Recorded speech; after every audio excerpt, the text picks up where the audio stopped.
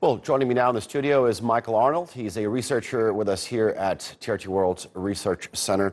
Michael, good to have you on set. I know it's a busy day for all of us, and I know that you're an expert in the field, so let's begin.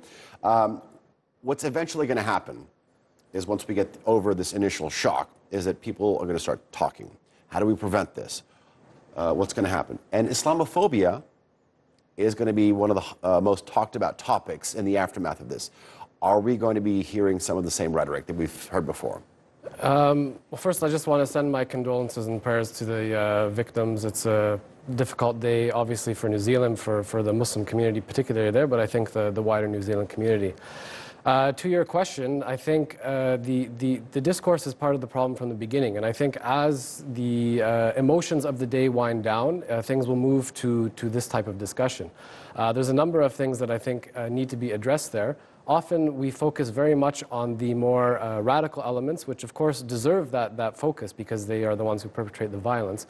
At the same time, there is discourse coming out of some mainstream media outlets, particularly in the English-speaking world, out of academic institutions, out of security institutions, particularly post-September 11th, that have fed into this sort of discourse of hate, the more radical elements. Like what? Give us an example of some of those.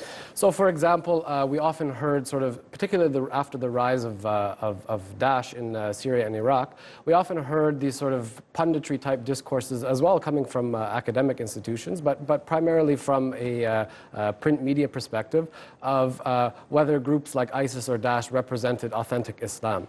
Often the discourse would move towards this point that because of their literal interpretation of the text, whatnot, they represent actually the most authentic version. I mean, this is, of course, another discussion altogether. The point of why it's relevant here is that the repetition of this discourse over and over again has played into not only the public's mind, but of course these more radical elements who wish to tell the story that, look, Muslims are extreme, they can't be trusted in our societies, they represent a threat to us, they represent a threat to our identity, and therefore we have to take action against them. So this is an ongoing issue. And because of all this, many are actually calling for sort of Muslim communities to be under the magnifying glass. We're going to keep a closer eye on them. But in this case, the attack that happened in Christchurch, it's something completely different. Actually, it wasn't, the perpetrator is most likely not a Muslim.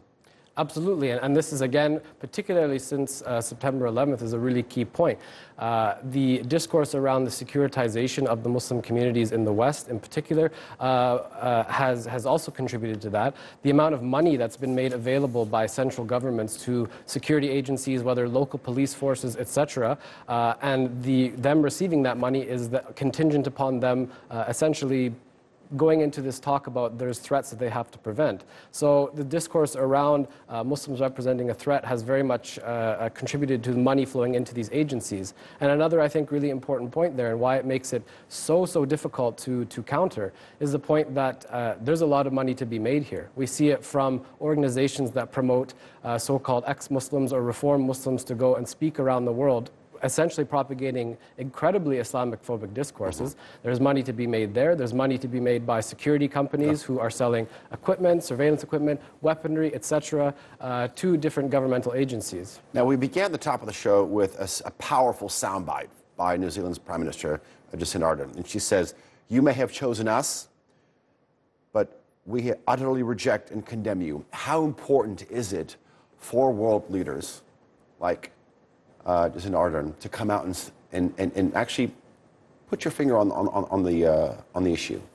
I think it's incredibly important, particularly in the long run, to see this. The fact is that extremists in general, whether they be extreme right-wingers or whether they be Al-Qaeda, Daesh types, they seek to eliminate the gray zone, and they seek to eliminate this idea that somehow people of different religions, people of different persuasions can live together.